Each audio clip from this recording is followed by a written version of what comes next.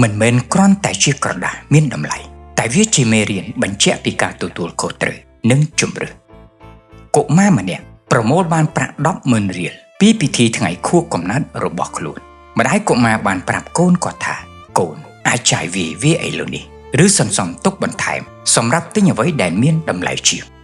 កុមារបានបដិញ្ញាសន្សំទុកក្រោយមកគេក៏បានទិញនៅរបស់ដ៏មានតម្លៃមួយយ៉ាងពិតប្រាកដ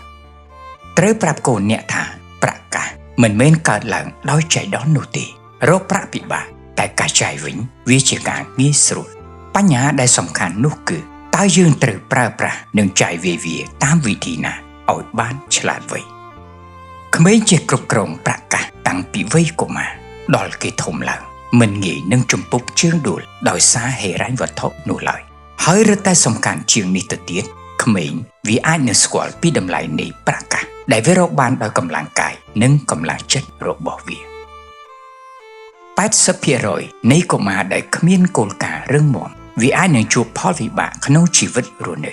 កត្តាទាំងនេះនឹងធ្វើឲ្យកូនអ្នកបាត់បង់ឱកាសទទួលបានជោគជ័យចាប់ផ្ដើមតាំងពីកុមារភាព